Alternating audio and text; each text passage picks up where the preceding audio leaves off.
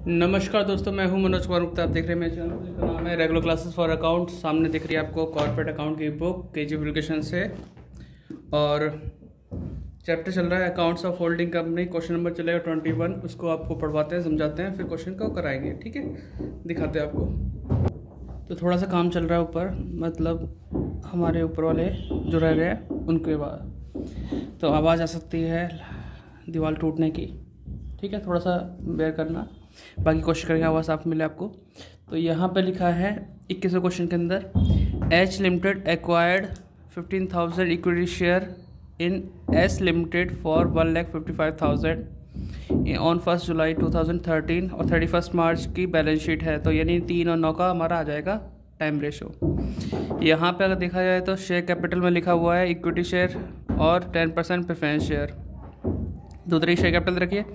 Reserve and surplus में लिखा है जनरल रिजर्व देख रखा है, ओपनिंग वाला लिख के दे दिया, और प्रॉफिट और लॉस लिख रखा है। ठीक है, करंट लायबिलिटी में ये सब दे रखे हैं, एसेट्स सब देख सकते हैं कौन कौन सी चीज़ दे रखी है। नीचे आ जाते हैं, सबसे नीचे पढ़ने वाली जो चीज़ है, the following additional information is provided to you. Profit earn by S limited for the year ended 31 March amounted to ₹20,000। तो प्रॉफिट अर्न किया है एस लिमिटेड ने 31 मार्च के लिए, कितना किया पूरे साल के लिए? 20,000 किया, जबकि यहाँ पे कितना लिखा हुआ है? 25,000। तो आप समझ सकते हैं यहाँ पे कुछ अलग होने वाला है कि ओपनिंग का 5,000 होगा, बाकी का करंट ईयर का कितना होगा? 20,000 होगा। ये भी चलो देखा जाएगा। ऑन 20 जून 2013, ठीक है। अब ये शेयर परचेज हुए थे 1 जुलाई को, और ये 20 जून की बात की जा रही है। Goods costing 6,000 were destroyed against which the insure paid only 2,000। यहाँ पे थोड़ा सा मिसप्रिंट लग रहा है कि डिस्ट्रॉय बाय फायर होना चाहिए, which destroy by fire against which the insure paid only 2,000। चलो कैसे भी हो, लेकिन आपको परचेजिंग से पहले ही नुकसान हो चुका है 6,000 रुपये का, जिसके अंदर 2,000 रुपये मिल चुके हैं इंश्योरेंस वालों से। तो 4,000 नेट लॉस हो गया आपको, जो एबनॉर्मल लॉस है, जो अचानक से आग लगने से हो गया है, कुछ डिस्ट्रॉय हुआ है। क्रेडिटर दे रखा है आपको कितना? Creditor of S limited include 4,000 due to H limited for goods purchase. तो एस लिमिटेड के क्रेडिटर के अंदर 4,000 इंक्लूड है, जो सामान किसे खरीदा था हमने? एच लिमिटेड से।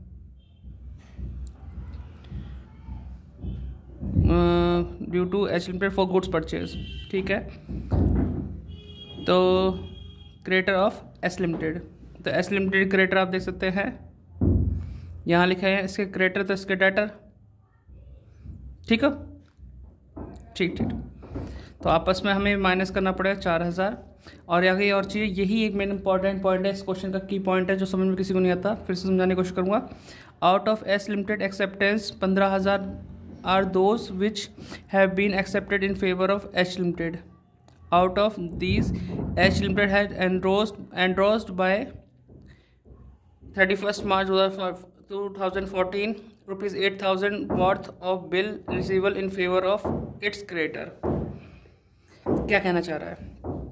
Out of S Limited acceptance 15,000 are those have been accepted in favor of H limited. तो ध्यान से देखना इसमें कि एस लिमिटेड के acceptance 15,000 those have been accepted in favour of H limited. तो आप यहाँ देखिए एक्सेप्टेंस लिखा है किसकी? एस लिमिटेड की। तो एस लिमिटेड की बीपी में जाकर देखो, ऐसा BRBP का अपना चैप्टर पढ़ा हो तो एक इंसान बिल ड्रॉ करता है, दूसरा एक्सेप्ट करता है, एक्सेप्ट करके वापस कर देता है, फिर पेमेंट होती है उसकी टाइम से, है ना। तो इसी तरीके से इसने एक्सेप्टेंस ली है, एस लिमिटेड ने 20,000 यहाँ दिख रहे हैं, 20,000 पेमेंट करनी है। अब 20,000 में से 15,000 किसके फेवर में थी? एच लिमिटेड के, यानी 20 में से 15,000 तो इसको ही देने हैं। कहाँ गए इसके BR? ये लिखे हुए हैं। तो इसके आपके देख रहे हैं यहाँ पे 25,000 लिखे हैं, यहाँ पे कितने लिखे? 20। तो इस 20 में जो इन्हें पेमेंट करनी है 20,000 रुपये, जिसमें से 15,000 तो इनके इसी हिसाब से म्यूचुअल इंडेपनेस हो गई, इसमें आपस के हो गए। लेकिन एच लिमिटेड ने क्या किया? 8,000 के बिल जो थे इन फेवर ऑफ क्रेडिटर एंडोर्स कर दिए, ठीक है। तो कहने का मतलब यह है कि इसने बिल ड्रॉ किए होंगे 15,000 के, जो एक्सेप्ट हुए हैं किसके द्वारा, इसके द्वारा हुए हैं 15,000 के, कि आपस में इसमें इसने ड्रॉ किए, ई पेमेंट करने के लिए तैयार है। अब इसमें से 15,000 में से 8,000 किसको दे दिए, किसी थर्ड पार्टी को दे दिया, एंडोर्स कर दिए। तो आपस के कितने रह गए, क्योंकि यही पॉइंट समझना है, आपस के रह गए सिर्फ 7,000। अब 7,000 इससे मांगेगा, जब इसने इसकी कंपनी ही खरीद ली है तो ये 7,000 ना तो ये मांगेगा ना ही वो देगा, तो 7,000 की इसमें म्यूचुअल इंडेपनेस मानी जाएगी, क्योंकि 8,000 किसी और को दे दिए तो उसको तो ये देने ही पड़ेंगे इसको। ये जो एस लिमिटेड है वो तो पेमेंट करेगा क्योंकि बाहर वाले के पास पहुंच चुके हैं, ठीक है। तो सिर्फ 7,000 आपस में रह जाएंगे, वो माइनस हो जाएंगे, ठीक है। क्वेश्चन करके दिखाएंगे, आपने बाकी स्क्रीनशॉट ले लिया होगा, क्वेश्चन करते करते समझ में आ जाएगा। तो सबसे पहले यहाँ शुरुआत करते हैं 21 क्वेश्चन की। पहले हम लिखेंगे first time ratio. Time ratio में हम क्या लिख सकते हैं, 31 मार्च की बैलेंस शीट है 2014 की, साल स्टार्ट हुआ 1 अप्रैल 2013, 1 जुलाई को परचेज किए हैं 2013 में, तो इससे पहले का टाइम 3 महीने, उसके बाद का टाइम 9 महीने, ये प्री और ये पोस्ट, ये वाला पॉइंट हो गया। दूसरा होता है होल्डिंग परसेंटेज। होल्डिंग परसेंटेज कौन कौन सी कंपनी है, एच लिमिटेड, एस लिमिटेड, कितनी थी, 2.5 लाख रुपए कैपिटल थी, डिवाइड बाय 10 तो 25,000 रह गए, 25 में से 15,000 खरीदे गए हैं, ऊपर की लाइन लिखा है, इंटू 100 कर दो, सॉल्व करते हैं। ये यार चल जा, 15,000 इंटू 100 अपॉन 25,000, 60%, तो 60% और ये 40%, तो 40% यहाँ से कितने बचे भाई, 25 में 15 ले ली, 10,000 बचे हैं इसके पास है। अब यहाँ पे शुरू हो जाएगा, और कोई पॉइंट तो है नहीं, अब स्टार्टिंग हो जाएगी हमारी क्वेश्चन करने की, जहाँ से हम लिखेंगे यहाँ पे कैपिटल प्रॉफिट। तो कैपिटल प्रॉफिट में हम लिखते हैं प्री एक्विजिशन प्रॉफिट लिखते हैं। यहाँ पे जनरल रिजर्व में जनरल रिजर्व भी दे रखा है, तो हम लिखें प्री एक्विजिशन प्रॉफिट, ठीक है। इसमें हम लिखेंगे ओपनिंग प्रॉफिट, ठीक है। ओपनिंग प्रॉफिट आप ये देख सकते हो यार, करंट ईयर में हमने 20,000 कमाया, जो कि बैलेंस शीट में शो हो रहा है 25,000। तो ओपनिंग प्रॉफिट आप समझ गए होंगे कि 20,000 रुपये यहाँ पे करंट ईयर का है, यहाँ 25 लिखे हैं, तो 25 और 20 इसमें से डिफरेंस जो होगा वही हमारा ओपनिंग प्रॉफिट होगा। तो हम यहाँ लिखेंगे कैसे, सीधे सीधे इसमें से माइनस कर लो, या फिर 25,000 में से माइनस करो 20,000, तो कितना बचता है डिफरेंस हमारा, जो ओपनिंग का होगा वो होगा 5,000 रुपये, ठीक है। कोई दिक्कत तो नहीं, ओपनिंग प्रॉफिट हो गया। फिर हम लिखेंगे current year, current year profit देख पा रहे होंगे। करंट ईयर प्रॉफिट तो वही आ जाएगा हमारे पास 20,000 रुपये, जो मैं यहाँ लिखा हुआ 20,000 रुपये है। लेकिन एक चीज़ और समझनी है, हमारे पास ये करंट ईयर पूरे साल का प्रॉफिट दे रखा है, और ये जो हुआ है यहाँ पे डिस्ट्रॉय हुआ गुड्स कितने 6,000 का, इसमें 2,000 मिलकर 4,000 का नुकसान हुआ, वो जून में हुआ, और जून में हुआ मतलब जुलाई से पहले हुआ, तो प्री में इसमें ही आना चाहिए कैपिटल प्रॉफिट के अंदर उसकी कैलकुलेशन, ठीक है।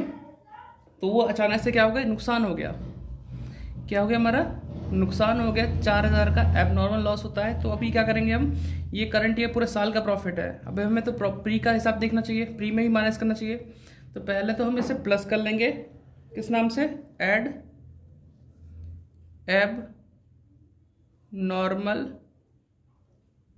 एबनॉर्मल लॉस के नाम से 4,000, कि भैया करंट ईयर में जो प्रॉफिट हुआ 20,000 हुआ, लेकिन उसमें से 4,000 का नुकसान तो झेल चुके हैं, तो 4,000 कम होने के बाद 20,000 है, तो 4,000 अगर ऐड कर दूं तो नुकसान होने से पहले कितना प्रॉफिट होना चाहिए हमारा, 24,000।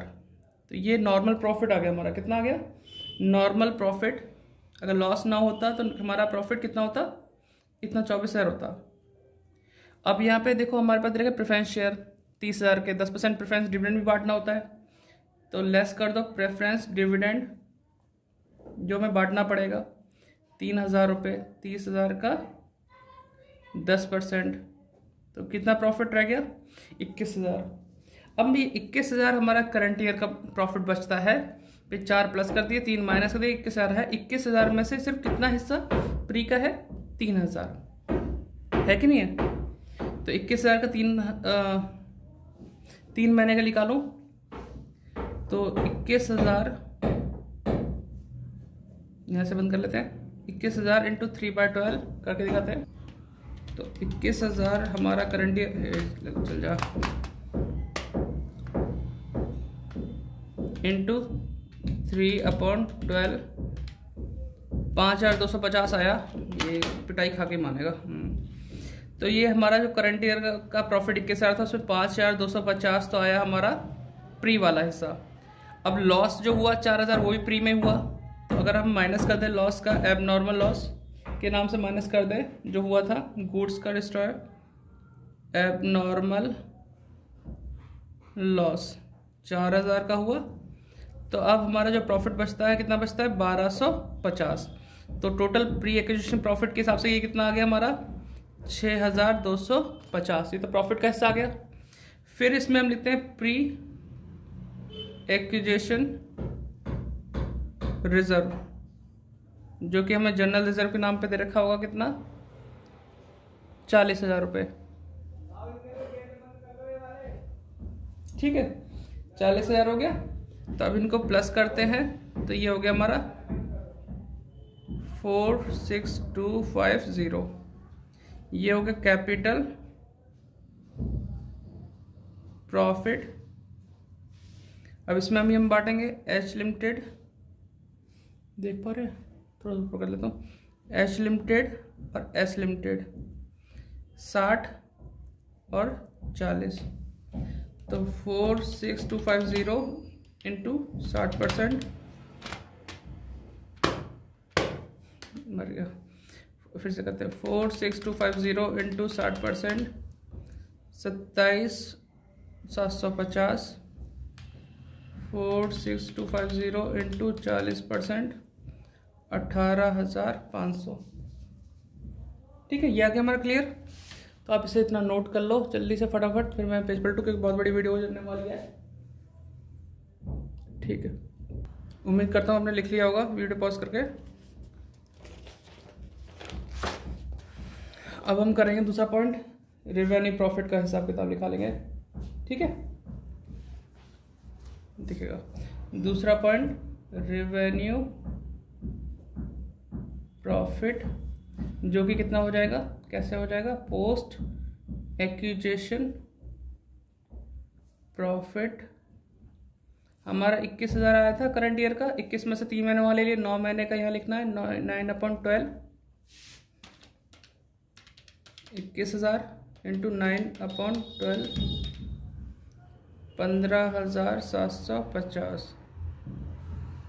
ठीक है, ये आ गया, दिख रहा है 15,750। अब यही हमारा देखो आंसर भी अगर चेक करोगे तो 15,750 ही आ रहा है, 15,750। ये हो गया revenue profit, H limited, S limited 60 और 40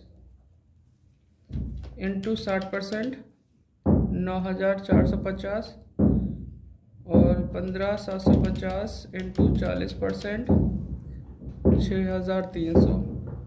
नंबर 3 जो होती है वो हमारी क्या होगी, गुडविल और कैपिटल रिजर्व वाला होगा मैटर, गुडविल और कैपिटल रिजर्व। ठीक है, कॉस्ट ऑफ एक्विजिशन, आवाज़ तो आ रही होगी, कॉस्ट ऑफ एक्विजिशन शेयर, थोड़ा तेज बोलोगे तो ज़्यादा आएगी, धमधम की आवाज़ कम आएगी आपको। कॉस्ट ऑफ एक्विजिशन शेयर 1,55,000 की खरीदे थे हमने, लेस कर देते हैं face value of share, 15,000 share थे, 10 के भाव से 1,50,000 के हुए, यहाँ लिख देता हूँ 1,50,000 के हुए। ठीक है, तो अब यहाँ पे लिखना होगा share in capital profit, share in, थोड़ी सी आज राइटिंग खराब आ रही, कैपिटल प्रॉफिट। कैपिटल प्रॉफिट में 27,750 आ रहा है, 27,750, ठीक है। तो ये हो जाएगा 1,77,750, 1,77,750, ठीक है। माइनस करते हैं 1,77,750 माइनस 1,55,000, तो ये आपका आया माइनस का आंसर, तो 22,750 है। ये आपका है कैपिटल रिजर्व, ठीक। चौथा पॉइंट होता है माइनॉरिटी इंटरेस्ट, ठीक है। माइनॉरिटी इंटरेस्ट, इसमें आएगा फेस वैल्यू ऑफ शेयर। 25 में से 15 खरीद लिए, 10 बचे, 10,000 इंटू 10, 1,00,000 के, ठीक है। और हमारे पास प्रेफरेंस शेयर भी बचे थे, 10% प्रेफरेंस शेयर कैपिटल, वो थी कितने की, 30,000 की। प्रेफरेंस डिविडेंड, प्रेफरेंस डिविडेंड कितना आएगा, 3,000 आ जाएगा, ठीक है। Share in capital profit, capital profit का शेयर कितना था माइनॉरिटी वाला, 18,500। Share in revenue profit 6300। Total कर लेते हैं, 1,30,000, 3,000, 18,500 और 6300, ठीक है। 1,57,800। आंसर चेक कर लेते हैं, 1,57,800 ये हो गया, यहाँ तक दिख रहा है आपको। आगे बढ़ाते हैं, 5वां पॉइंट होता है कंसोलिडेटेड प्रॉफिट, ठीक है। अब यहाँ लिखेंगे profit for the holding company. Profit for the holding company कितना था, होल्डिंग कंपनी का प्रॉफिट 80,000 है, plus revenue profit. Revenue profit आएगा 9,450, 9,450, तो 89,450 कंसोलिडेटेड आ गया, कंसोलिडेटेड प्रॉफिट, ठीक है। आप इसे नोट डाउन कर लो। अब बैलेंस शीट बनाते हैं, क्या करें, बैलेंस शीट तो अब नहीं बना पाओगे, मुझे बनानी पड़ेगी आपके लिए, ठीक, ओके बनाते हैं। आप इसे पॉज करें, नोट करो। तो फॉर्मेट बना दिया मैं, कंसोलिडेटेड बैलेंस शीट लिख दिया, एज एट 31 मार्च 2014 लिख सकते हैं। उससे पहले आप लिख सकते हैं consolidated balance sheet of H limited and its subsidiary company S limited as at 31 March 2014, इस तरह से। लेकिन जगह कम है तो इसलिए मैं शॉर्ट बना रहा हूँ। पर्टिकुलर अमाउंट नोट नंबर बीच में डाल रखा है। तो शुरुआत करते हैं, हाँ रिकॉर्डिंग ऑन है। तो सबसे पहले लिखेंगे इक्विटी एंड लायबिलिटी,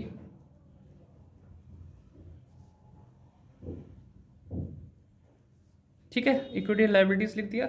इसमें आएगा शेयर होल्डर्स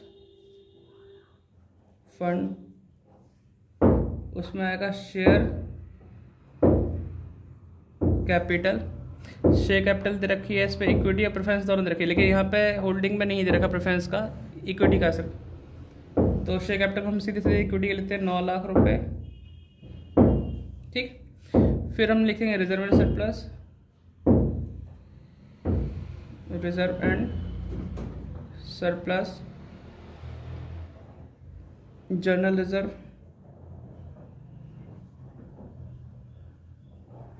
जनरल रिजर्व आपका आ जाएगा, कितना दे रखा था इसमें, 1,60,000। और जहाँ लिखा है इन्होंने प्रॉफिट लॉस वहाँ लिखेंगे कंसोलिडेटेड प्रॉफिट, फिर लिखेंगे माइनॉरिटी इंटरेस्ट, फिर लिखेंगे इसमें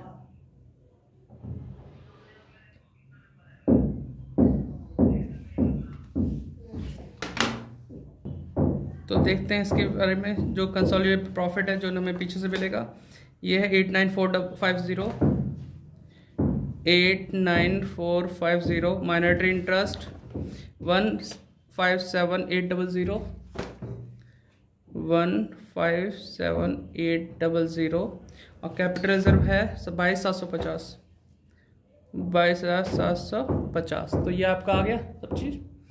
फिर इसके बाद आता है आपका करंट लायबिलिटीज। ठीक है, यहाँ बीपी है बिल पेबल। ठीक है, एच का है एस का है, तो बिल पेबल में समझ लो। फिर से एक बार मैं यहाँ बता देता हूँ, पहले बता दिया मैंने।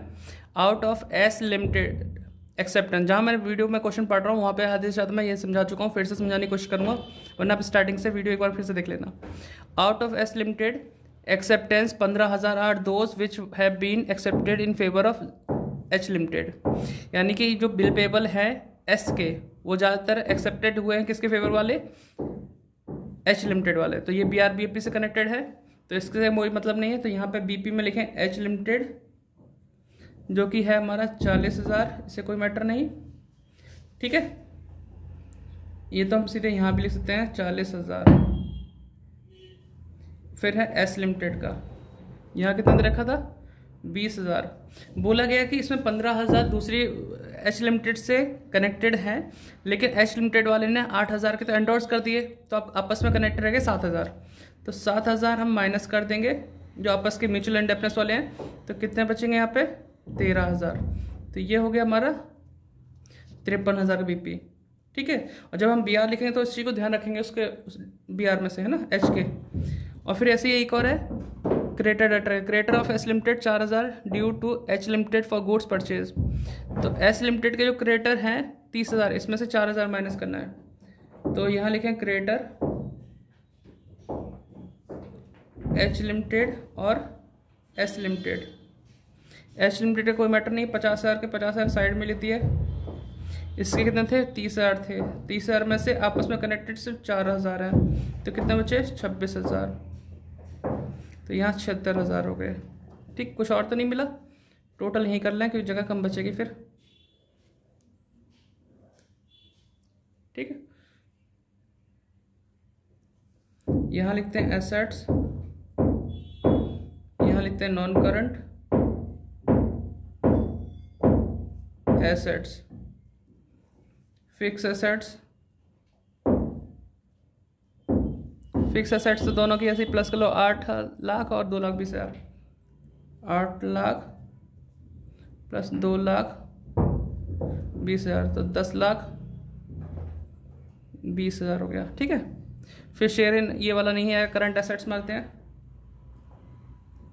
करंट एसेट्स में स्टॉक तो सिंपल ऐसे ही प्लस कर लो, स्टॉक से रिगार्डिंग कुछ नहीं है। 1 लाख, ये 50,000, ये 1,50,000। देख पा रहे हैं, 1,50,000 हो गया। फिर डेटर में हम करते हैं वैसे एच लिमिटेड और एस लिमिटेड। एच लिमिटेड के डेटर में कनेक्टेड है 60,000 है ना, तो 60,000 माइनस 4,000 तो 56,000 ये हो गया। और दूसरे वाले के 65,000 लिखे हैं। ठीक है, तो हमने इसमें से 4,000 माइनस की 56,000, यहाँ पे 65,000 आ गए। टोटल करते हैं 56,000 प्लस 65,000 1,21,000। ठीक है, फिर कैश एट बैंक लिखा है, कैश एट बैंक कितना है इसमें अमाउंट 90,000 और 40,000। जगह थोड़ी सी कम पड़ गई, 1,30,000 आ गया। ठीक, BR। अब कम जगह का हिसाब करते हुए करेंगे थोड़ा सा, है ना, एडजस्टमेंट करना। इसमें 25,000 इसमें 20,000 है, तो इसमें जो एक्सेप्टेंस वाली बात बोली थी कि 15,000 इंक्लूड है, लेकिन 8,000 इसने किसी और को दे दिए, तो इस पर रह गए 7,000। 7,000 के आपस में थे, तो 7,000 यहाँ से माइनस करने होंगे। तो 25,000 में से मैं माइनस कर रहा हूँ मैं 7,000, क्योंकि इसके थे वो, प्लस ये तो इधर बंद कर दिया, प्लस हमारे कितने आएंगे 20,000।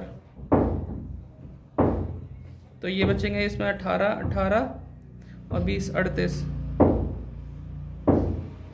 अब आप टोटल कर लेना, टोटल मेरे हिसाब से सही आना चाहिए, बाकी मैं यहाँ कहीं लिख दूंगा। तो पहले से ही टोटल करते हैं। 10 लाख, 20,000, 1.5 लाख, आ जा बेटा तुम, 1,21, 1,30, 38, 14,59,000 आ गया, 14,59,000। ठीक है, देख पा रहे होगे, बना सुन के काम चला लेना। इधर 9 लाख, 1,60,000, 89,450, 15,7800, 22,750, 53,000 और 76,000, 14,59,000। ठीक है, सही आ रहा है बैलेंस, टोटल मतलब जो आ रहा है सही आ रहा है, तो नोट डाउन कर लेना। ठीक है, देख पा रहे हैं। बाय बाय, बच्चे भी आ गए, हम पढ़ाएंगे अब। कौन सा क्वेश्चन है ये मैंने 21 कराया। हाँ, अब तुम आराम से यहाँ पे कर सकते हो, है ना, 20-21। बाय बाय, टाटा, लिख लिया होगा आपने।